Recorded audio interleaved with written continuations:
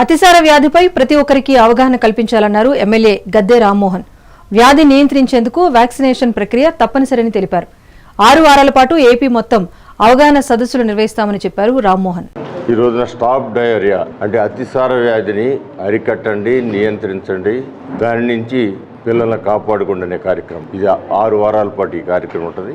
ASHA workers ప్రతి ఇంటికి వెళ్ళి తల్లిదండ్రులకి ఎక్స్ప్లెయిన్ చేయడం జరుగుతుంది. చిన్న పిల్లడికి కొంచెం బాగలేదు, అజీర్తిగా ఉంది, లేదా విరోచనాలు అనగానే ఓఆర్ఎస్ అని చెప్పి ఒక చక్కటి మినరల్ సొల్యూషను, అదే జింక్ ట్యాబ్లెట్, ఆ రెండు కూడా ప్రభుత్వం ఉచితంగా సప్లై చేస్తుంది. ప్రతి హాస్పిటల్లో అందుబాటులో ఉంది. బయట కూరుకున్నా కూడా చాలా తక్కువ ఖర్చు అది. బట్ పిల్లల్ని కాపాడుకోవాలి.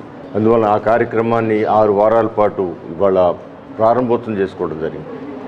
మీ ద్వారా 10 మందికి అవేర్నెస్ క్రియేట్ చేసే విధంగా దానికి వాల్ పోస్టులు కూడా రిలీజ్ చేసుకోవడం జరిగింది.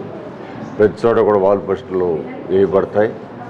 తల్లిదండ్రులు దీని ప్రత్యేకమైన శ్రద్ధ తీసుకుని పిల్లలకు వచ్చే సర్వసాధారణంగా వచ్చే జబ్బు, దాని జబ్బు అంటారా, లేదా వాళ్ళు చేతులు శుభ్రంగా కడుక్కోకపోయినా, జంతువులతో ఆడి కడుక్కోకుండా ఏదైనా భోజనం చేసినా, ఈ రకరకాల మలినాల వల్ల ఇలాంటి జబ్బులు వచ్చే అవకాశం ఉంది. కాబట్టి ఆ జబ్బు నుంచి కాపాడటానికి ఈ వారోత్సవాల సందర్భంగా ప్రతి ఒక్కరిని చైతన్యపరచడం ధ్యేయంగా ఈ కార్యక్రమాన్ని ప్రారంభించుకోవడం జరిగింది.